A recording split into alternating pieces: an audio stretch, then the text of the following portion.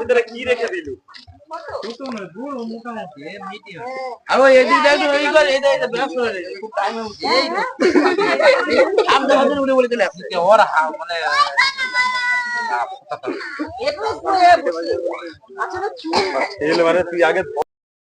আচ্ছা, তো নমস্কার। এই মুহূর্তে আবারও উপস্থিত আছি গড়াদোরতে। দেখতে পাচ্ছেন গড়াদোরতে এটা বিরাট কেউটে সাপ আটকে আছে মুগরিতে। কিছুদিন আগে এই জায়গা থেকেই আগে অনেক সাপ ধরেছি।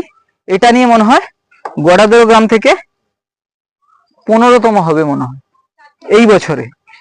রেকর্ড পরিমাণ সাপ এই স্পট থেকেই উদ্ধার করা হয়েছে। আবার একটা কেউটে সাপ বেশ বড় মাপের, তো রেস্কিউ করবো আমরা। আর এমনিতে আজকে আমি প্রচুর ব্যস্ত আছি, বেশি সময় নষ্ট করব না।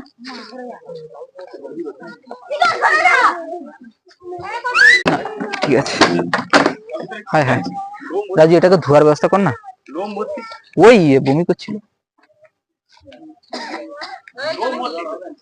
ওই ইঁদুর খেয়ে সব বের করছে। হাই মা, এই চাপাটা তো ভালো না। লাল গৌটা আছে না একটা? ঠিক আছে ঠিক আছে।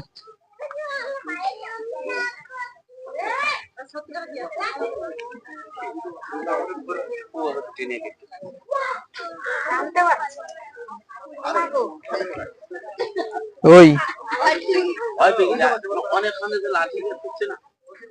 আয় বেরা বেরিয়ে আয়। হ্যাঁ সেই ইয়েতে ওই হোড়খালিতে একটা কেসে গেলাম, সে তাকে যা বের করছি সে পুরো উঠে দাঁড়িয়ে পড়ছে মুগরির উপর থেকে। একটু লাঠি দিয়ে ঘষে দিলে হবে। বেশ ঠিক আছে।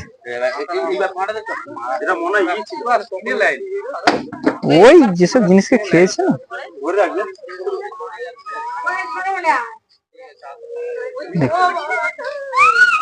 আকারটা দেখুন। এটাও প্রায় আমার সমান প্রায়।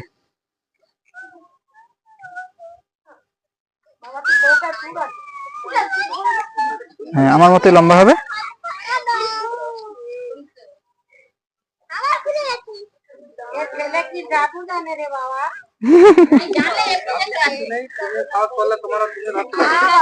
সাপ কোনো মন্ত্রতন্ত্র জাদু কোনো কিছুই শুনে না, ঠিক আছে? সাপের বুদ্ধিও নেই, কিছু নেই। সাপকে কন্ট্রোল করতে হলে শুধুমাত্র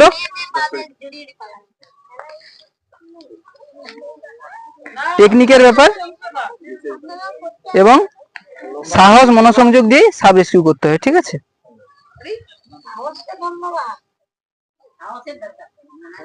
আপনাদেরকেও ধন্যবাদ যে আপনারা আগে মেরে ফেলতেন, এখন আমাদেরকে বাঁচানোর জন্য ডেকেছেন।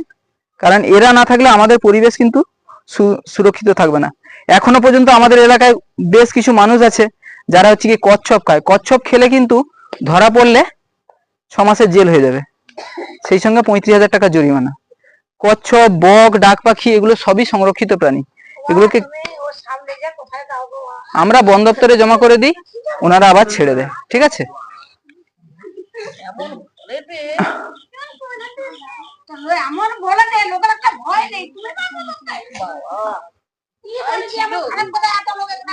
আচ্ছা ঠিক আছে, এত কথা বলতে হবে না, আজকে কথা বলার সময় নেই।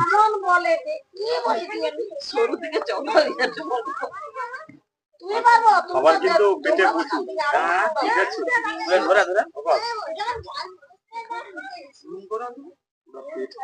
নিশ্চয়ই খাবার খেতে হবে।